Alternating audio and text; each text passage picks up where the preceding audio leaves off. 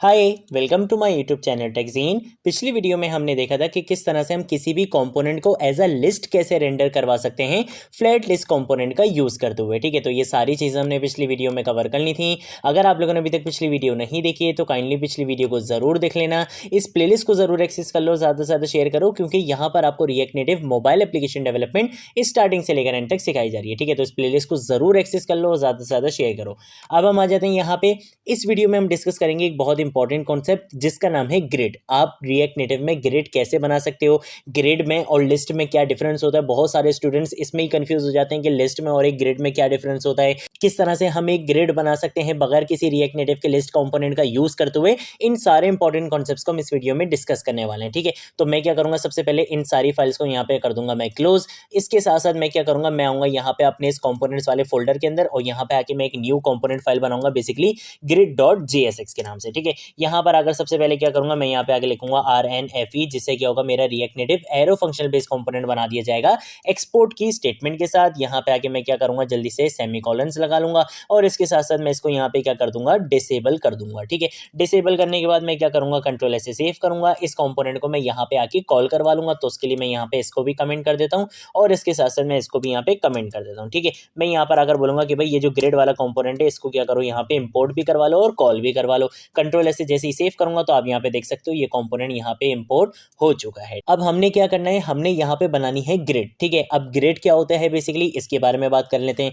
आप अपने डेटा को रॉज और कॉलम की फॉर्म में, दोनों की फॉर्म में अगर आप एक साथ अपने एप्लीकेशन में डिस्प्ले करवाते हो तो वो बेसिकली होता है ग्रिड। जैसे अगर आपने अपने मोबाइल फोन की गैलरी देखी हो जिसमें आपकी इमेजेस होती हैं, तो आप देखा करो कि वहां पे क्या होते हैं, स्क्वायर बॉक्सेस सारे होते हैं, वो रॉज और कॉलम दोनों की फॉर्म में होते हैं। तो बेसिकली वो क्या है, ग्रिड है। लिस्ट और ग्रिड में क्या डिफरेंस होता है, लिस्ट हमेशा वन डायमेंशनल होती है, या तो रॉ की फॉर्म में होगी या कॉलम की फॉर्म में होगी, और ग्रिड हमारे पास हमेशा टू डायमेंशनल होता है, वो रॉज और कॉलम दोनों की फॉर्म में होगा। ठीक है, ये चीज अक्सर इंटरव्यू क्वेश्चंस में पूछी जाती है कि आप रिएक्ट नेटिव के किसी बिल्ट इन लिस्ट कंपोनेंट का यूज किए बगैर क्या कोई ग्रिड बना सकते हो। बिल्कुल बना सकते हो, वही चीज आज मैं आपको इस वीडियो में कवर करके दिखाऊंगा। ठीक है, तो सबसे पहले तो हम यहाँ पे आके यार एक डेटा बना लेते हैं। ठीक है, जो बेसिकली हम यहाँ पे आके बोल देंगे कि भाई यहाँ पे लेट सपोज हमारे पास कोई डायनेमिक डेटा आ रहा है। ठीक है, तो मैंने यहाँ पे क्या कर लिया, डेटा यहाँ पे बना लिया और डेटा हमारा क्या होगा, एरे की फॉर्म में होगा। ये चीज तो हमें बहुत अच्छे से पता है। यहाँ पे आके मैं क्या करूंगा, एरेस ऑफ ऑब्जेक्ट बनाने वाला हूँ। तो यहाँ पे आके मैं क्या करूंगा, यहाँ पे आके मैं सिंपल लिख दूंगा आईडी मैंने यहाँ पे लिख ली 1। इसके साथ साथ मैं यहाँ पे आके लिख लूंगा टाइटल, और टाइटल के अंदर मैं यहाँ पे लिख लूंगा आइटम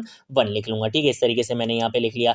और एक काम ये करता हूँ कि यार इस तरीके का डेटा मैंने पहले भी बनाया था, मैंने बनाया था फ्लैटलेस स्क्रीन वाली वीडियो में। तो मैं क्या करूंगा, इसी चीज को यहाँ पे क्या कर लूंगा, कॉपी कर लूंगा। ठीक है, सिंपल कुछ भी नहीं है, एक मैंने एरेस ऑफ ऑब्जेक्ट बनाना है डेटा के नाम से, वो मैंने यहाँ पे देख लो इस तरीके से बना लिया है। ठीक है, तो ये आपका बेसिकली यहाँ पे ये बन चुका है। अब मैं क्या करूंगा, मैं आ जाऊंगा यहाँ पे, और यहाँ पर आने के बाद सबसे पहले मैं क्या बताऊंगा कि भाई इसके अंदर मुझे क्या करना था, एक व्यू यूज करना था। व्यू के अंदर मैंने यहाँ पे बता दिया ग्रिड। इसके अंदर मैं यहाँ पे अभी स्टाइलिंग वगैरह दूंगा, उसके लिए मैं क्या करूंगा, स्टाइल शीट कंपोनेंट का यूज करूंगा। अभी मैं क्या करूंगा, मैं सबसे पहले यहाँ पर आऊंगा, यहाँ पर आने के बाद मैं यूज करूंगा स्क्रॉल व्यू का। ठीक है, स्क्रॉल व्यू आपको लाजमी यूज करना पड़ेगा। अगर आप फ्लैट लिस्ट कंपोनेंट यूज करते हो, सेक्शन लिस्ट कंपोनेंट का यूज करते हो, तो उसमें बाय डिफॉल्ट स्क्रॉलिंग हुई हुई होती है। ठीक है, आपने देखा था, हमने इंप्लीमेंट भी करके देखा था, जब हमने यहाँ पे फ्लैट लिस्ट कंपोनेंट का यूज करा था तो हमें कोई स्क्रॉल व्यू कंपोनेंट का यूज करने की जरूरत नहीं पड़ी थी। यहाँ पर अपने आप क्या हो जाती है, बाय डिफॉल्ट स्क्रॉलिंग हो जाती है। लेकिन अगर आप यहाँ पे कोई बिल्ट इन कंपोनेंट लिस्ट वाला यूज नहीं करते हो तो आपको यहाँ पे स्क्रॉल व्यू कंपोनेंट के अंदर ये सारा काम करना पड़ता है, ताकि आप यहाँ पे स्क्रॉल करके अपने सारे एलिमेंट्स को देख सको। अदरवाइज आप सारे एलिमेंट्स को नहीं देख सकोगे। ठीक है, स्क्रॉल व्यू कंपोनेंट क्या होगा, बेसिकली मेरा ये पेरेंट कंपोनेंट होगा, तो मैंने इसको इस तरीके से ओपन कर लिया। इसके अंदर आके मैं क्या करूंगा, मैं यहाँ पे JSX की कर्ली ब्रेसेस लगाऊंगा और यहाँ पे आके बोलूंगा कि भाई मेरा क्या है, डेटा कहाँ पर है, इस डेटा वाले एरे के अंदर है। ठीक है, तो मैंने यहाँ पे लिखा डेटा डॉट मैप फंक्शन का मैं यहाँ पे क्या करूंगा, यूज करूंगा। मैप फंक्शन हम क्यों यूज करते हैं, एरे की आइट्रेशन के लिए यूज करते हैं। आपको पता है कि JSX के अंदर हम फॉर लूप वगैरह यूज नहीं कर सकते, यहाँ पर हम एरे की आइट्रेशन के लिए क्या यूज करते हैं, मैप फंक्शन का यूज करते हैं। ठीक है, तो मैंने यहाँ पे मैप फंक्शन यूज कर लिया। इसके अंदर आप क्या करते हो, एक कॉल बैक फंक्शन पास करवाते हो और इसके अंदर आपके दो पैरामीटर्स होते हैं। एक तो होता है क्या, मेरा आइटम के नाम से मैंने पैरामीटर ले लिया, आप किसी भी नाम से ले सकते हो, जिसके अंदर बेसिकली क्या आ रहे होंगे, ये आइटम्स आ रहे होंगे। ठीक है, और एक आप पैरामीटर यहाँ पे लेते हो यूनिक की प्रॉप के लिए। ठीक है, तो आप चाहो तो आप यहाँ पे यूनिक की प्रॉप के लिए ले सकते हो, लेकिन मेरे पास ऑलरेडी यहाँ पे क्या है, एक यूनिक आईडी है मेरे डेटा में, तो मैं उसी को क्या कर लूंगा, यूज कर लूंगा। अदरवाइज आप क्या कर सकते हो, यहाँ पे आगे लेट सपोज मैंने यहाँ पे इंडेक्स के नाम से क्या ले लिया, एक यूनिक की प्रॉप ले लिया। ठीक है, यहाँ पे आगे मैं क्या करूंगा, एरो लगाऊंगा, और एरो लगाने के बाद मैंने यहाँ पे पैरेंथेसिस का इस तरीके से यूज करना है। ठीक है,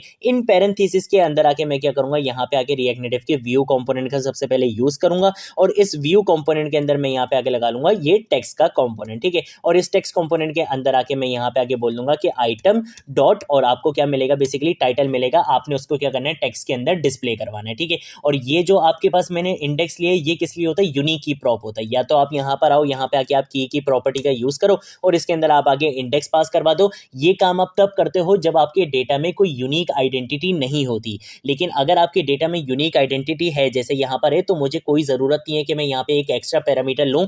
मैं इसको यहाँ से हटा दूंगा और मैं यहाँ पे आके सिंपल क्या लिख दूंगा, मैं इसके अंदर आके लिख दूंगा यहाँ पे आइटम डॉट और यहाँ पे लिख दूंगा आईडी, क्योंकि ये बेसिकली मेरा क्या है, यूनिक की प्रॉप है, ठीक है। तो इस तरीके से मैंने यहाँ पे ये लिख लिया। अब जैसे ही क्या करूंगा, कंट्रोल एस से सेव करूंगा, तो जितना डेटा था वो सारा आपको यहाँ पे लिस्ट की फॉर्म में शो हो चुका है। अब ये क्या बनी है, लिस्ट बनी है।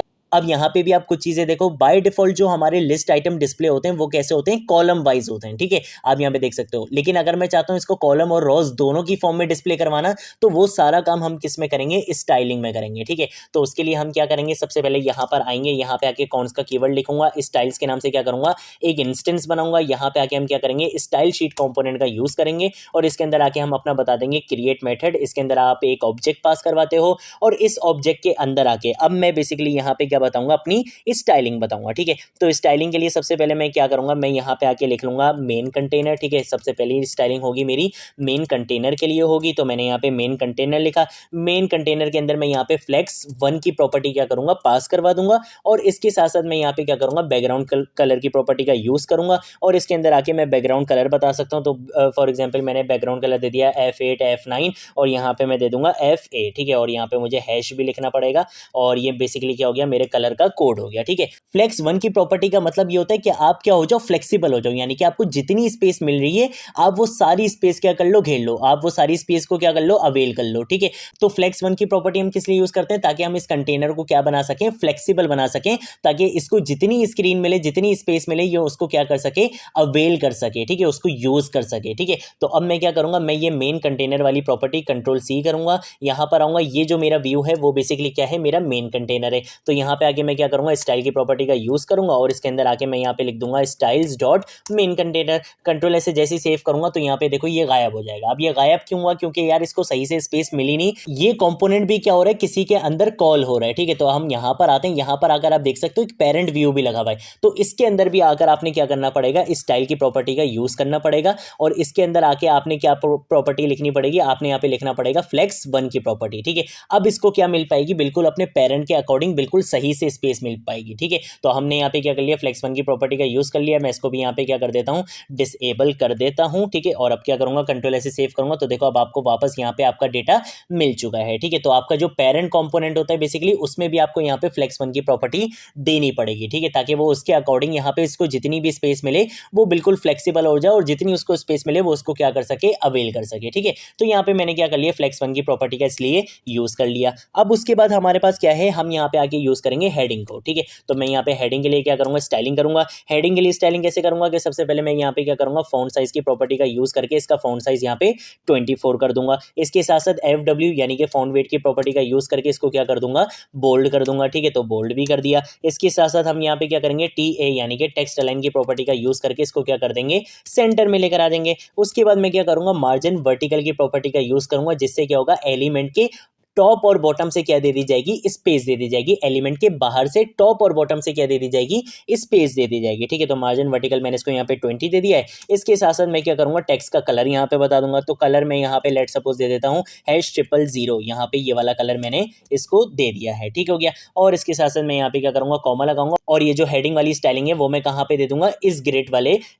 टेक्स्ट के अंदर दे दूंगा, ठीक है। तो यहाँ पे आके मैं लिखूंगा स्टाइल और इसके साथ साथ मैं यहाँ पे आके लिखूंगा स्टाइल्स डॉट और यहाँ पे हम लिख लेंगे हेडिंग। कंट्रोल ऐसे जैसे ही सेव करूंगा तो देखो यहाँ पे ग्रिड वाली हेडिंग भी स्टाइल हो चुकी है। अब ये जो स्क्रॉल व्यू है ये भी इटसेल्फ क्या है, कंटेनर है, ठीक है। तो मैं यहाँ पे आऊंगा, यहाँ पे आके क्या करूंगा, कंटेनर के नाम से क्या कर लूंगा, एक स्टाइलिंग बना लूंगा, ठीक है। अब इसके अंदर क्या बताऊंगा, अब आप यहाँ पे देखो तो बाय डिफॉल्ट मेरे आइटम्स किस में आ रहे हैं, कॉलम की फॉर्म में आ रहे हैं। मैं इनको क्या करूंगा, रॉस की फॉर्म में लेकर आ जाऊंगा, ठीक है। तो उसके लिए आपने क्या प्रॉपर्टी यूज करनी होती है, आप यूज करोगे फ्लेक्स डायरेक्शन डायरेक्शन और यहाँ पे आके आप लिख दोगे रॉ। जैसे ही आप ये फ्लेक्स डायरेक्शन इसको रॉ करोगे और इस कंटेनर की प्रॉपर्टी को आपने कहाँ पे यूज करना पड़ेगा, इस स्क्रॉल व्यू के अंदर, क्योंकि ये आपके आइटम्स का पेरेंट कंटेनर है तो आपने इसके अंदर यूज करनी है। तो स्क्रॉल व्यू के अंदर आपने अगर स्टाइलिंग यूज करनी होती है तो आपने यहाँ पे क्या लिखना होता है, बेसिकली कंटेंट कंटेनर स्टाइल की प्रॉपर्टी का यूज करना होता है, ठीक है। और इसके अंदर आके अब मैं क्या लिखूंगा, यहाँ पे लिखूंगा स्टाइल्स डॉट और यहाँ पे लिख दूंगा कंटेनर। जैसे ही ये लिखूंगा, कंट्रोल ऐसे सेव करूंगा तो देखो मेरे सारे आइटम्स कैसे आ चुके हैं, रॉ की फॉर्म में आ चुके हैं। अब मैं क्या करूंगा, यहाँ पे आके इसकी और स्टाइलिंग बता दूंगा। मैं यहाँ पे आके एक प्रॉपर्टी अभी यूज नहीं कर रहा, मैं पहले क्या करूंगा, यहाँ पे आके जस्टिफाई कंटेंट की प्रॉपर्टी का यूज करूंगा, ठीक है। और इसके अंदर मैं यहाँ पे आके वैल्यू दे दूंगा स्पेस बिटवीन, यानी कि मेरे आइटम के बीच में से आपने क्या देनी है, बिटवीन में से आपने क्या देनी है, स्पेस देनी है, ठीक है। तो वो भी मैंने यहाँ पे बता दिया। इसके साथ साथ हम यहाँ पे क्या करेंगे, हम यहाँ पे आके पैडिंग की प्रॉपर्टी का यूज करेंगे और पैडिंग में इसको चारों तरफ से कितनी दे दूंगा, 10 दे दूंगा, ठीक है। कंट्रोल ऐसे क्या करूंगा, सेव करूंगा तो देखो यहाँ पे आपको पैडिंग वगैरह भी मिल चुकी है। लेकिन अगर आप यहाँ पे गौर से देखो तो मेरे आइटम्स यहाँ पे शुरू हो रहे हो, यहाँ पे देख रहे हो ये आइटम यहाँ पे कट रहा है, ऐसा होना नहीं चाहिए भाई। यहाँ पे अगर इसको स्पेस नहीं मिली तो ये नेक्स्ट लाइन में आ जाए, जिस तरह से वेब डेवलपमेंट में होता था, है ना, वैसे ही होना चाहिए यहाँ पे। तो यहाँ पे बाय डिफॉल्ट इस तरीके से नहीं होता, आपको ये खुद से करना पड़ेगा। ये करने के लिए आपके पास जो प्रॉपर्टी होती है वो होती है फ्लेक्स रैप की, ठीक है। तो यहाँ पे आके हम क्या करेंगे, फ्लेक्स रैप की प्रॉपर्टी का यूज करके इसके अंदर मैं वैल्यू दे दूंगा रैप की। कंट्रोल ऐसे जैसे ही सेव करूंगा तो अब देखो इसको वहां पे स्पेस नहीं मिली थी तो इसने क्या कर लिया, ये अपने आप को नेक्स्ट लाइन में लेकर आ गया। अगर आप ये यूज नहीं करोगे तो आपके आइटम्स आगे से कटना शुरू हो जाते हैं, वो ओवरफ्लो हो जाता है बेसिकली, ठीक है। तो हमने यहाँ पे कंटेनर को भी क्या कर लिया है, स्टाइल कर लिया है। अब मुझे क्या करना है, अपने इस एक एक आइटम को भी स्टाइल करना है। तो मैं यहाँ पे आके क्या करूंगा, ग्रेड आइटम के नाम से एक स्टाइलिंग बना लूंगा बेसिकली, ठीक है। और इस स्टाइलिंग के अंदर मुझे बेसिकली करना क्या है, मैं यहाँ पर आऊंगा और यहाँ पर आने के बाद सबसे पहले तो मैं क्या करूंगा, इसका बैकग्राउंड कलर बता दूंगा, ठीक है। तो मैं यहाँ पे आके यूज करूंगा बैकग्राउंड कलर की प्रॉपर्टी का और इस बैकग्राउंड कलर की प्रॉपर्टी के अंदर मैं यहाँ पे दे दूंगा F6 और यहाँ पे मैं दे दूंगा 1 दे दूंगा, ठीक है। ये वाला जो बेसिकली कलर है ये मैंने क्या कर लिया है, यहाँ पे यूज कर लिया है। इसके साथ साथ मैं क्या करूंगा, यहाँ पे पैडिंग दूंगा, पैडिंग में इसको क्या दे दूंगा, चारों तरफ से 20 के दे दूंगा, ठीक है। पैडिंग देने के बाद मैं क्या करूंगा, मैं इसको यहाँ पे दे दूंगा मार्जिन बॉटम से, ठीक है, ताकि हर एलिमेंट को मार्जिन बॉटम से मिल जाए। कितनी दे दूंगा, 10 दे दूंगा, ठीक है। उसके बाद मैं क्या करूंगा, हर एलिमेंट को विद दूंगा, ठीक है। तो विद मैं इसको यहाँ पे देना चाहता हूँ, लेट सपोज परसेंट में देना चाहता हूँ। परसेंट में विद देने से क्या होता है कि ये अपने पेरेंट के अकॉर्डिंग अपने आप को क्या कर लेगा, रिसाइज कर लेगा। तो मैंने इसको यहाँ पे दे दिया 48% इनफ रहेगा, ठीक है। इसके साथ साथ मैं क्या करूंगा, मैं इन अपने एलिमेंट्स को क्या करूंगा, हाइट भी दे दूंगा। तो मैंने यहाँ पे क्या करा, हाइट की प्रॉपर्टी का यूज करा और हाइट में इसको दे दूंगा 100 दे दूंगा, ठीक है। इसके साथ साथ हम यहाँ पे क्या करेंगे, हम यहाँ पे बॉर्डर रेडियस का यूज करेंगे ताकि जो हमारे एलिमेंट्स हैं बेसिकली ग्रिड के जो आइटम्स हैं उनके कॉर्नर्स क्या हो जाएं, बेसिकली राउंडेड हो जाएं। तो मैंने यहाँ पे 15 दे दिया। इसके साथ साथ हम यहाँ पे क्या करेंगे, AI यानी कि अलाइन आइटम्स की प्रॉपर्टी का यूज करेंगे, ठीक है। तो मैं यहाँ पे आगे यूज करूंगा अलाइन और आइटम्स, ठीक है। और इसके साथ साथ मैं अलाइन आइटम्स को क्या कर दूंगा,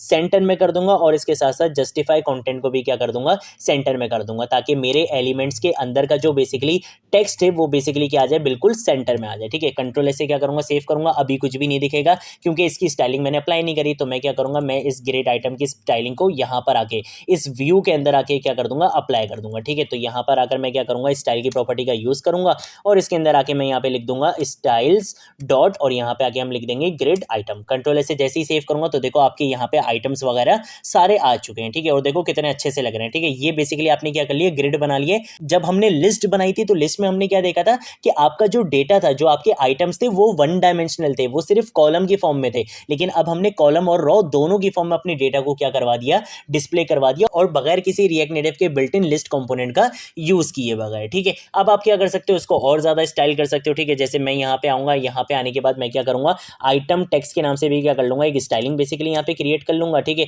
और इसके अंदर आके मैं स्टाइलिंग क्या करूंगा, मैं यहाँ पर आऊंगा और यहाँ पर आने के बाद सबसे पहले तो मैं यार इसका कलर क्या कर दूंगा, व्हाइट कर दूंगा, ठीक है। तो मैंने यहाँ पे हैश और FFF में इसका क्या कर दूंगा, यहाँ पे टेक्स्ट का कलर कर दूंगा। इसके साथ साथ फॉन्ट साइज भी हम यार इसका थोड़ा सा बढ़ा देते हैं, हम यहाँ पे इसको 18 कर देते हैं। और फॉन्ट साइज के बाद हम यहाँ पे क्या करेंगे, फॉन्ट वेट की प्रॉपर्टी भी क्या कर देंगे, इसकी बढ़ा देंगे, ठीक है। तो फॉन्ट वेट के अंदर आके मैं क्या कर दूंगा, या तो मैं इसको बोल्ड कर दूं या मैं इसको नंबर दे देता हूँ, नंबर में इसको 700 दे देता हूँ, 700 आई गेस इनफ रहेगा। इसके साथ साथ मैं ये चाहता हूँ यार जो मेरा टेक्स्ट है ना वो अपर केस में कन्वर्ट हो जाए। तो उसके लिए आपने सिंपल क्या करना पड़ेगा, आप यहाँ पे आके यूज करोगे टेक्स्ट ट्रांसफॉर्म की प्रॉपर्टी का, ठीक है। तो मैं यहाँ पे आके लिखूंगा टेक्स्ट और यहाँ पे आके मैं लिखूंगा ट्रांसफॉर्म और इसके अंदर आके मैं क्या दे दूंगा, अपर केस दे दूंगा, ठीक है। और जैसे ही क्या करूंगा, कंट्रोल ऐसे सेव करूंगा, अभी कुछ भी नहीं होगा क्योंकि इसकी स्टाइलिंग अप्लाई नहीं करी। तो इसकी स्टाइलिंग भी अप्लाई कर लेते हैं। हम यहाँ पर आएंगे इस टेक्स्ट के अंदर और यहाँ पे आके मैं क्या करूंगा, स्टाइल की प्रॉपर्टी का यूज करके इसके अंदर मैं यहाँ पे आके लिख दूंगा स्टाइल्स डॉट और यहाँ पे आके हम लिख देंगे बेसिकली आइटम टेक्स्ट। जैसे क्या करूँगा, कंट्रोल ऐसे सेव करूँगा तो देखो आपके आइटम्स यहाँ पे कितने अच्छे से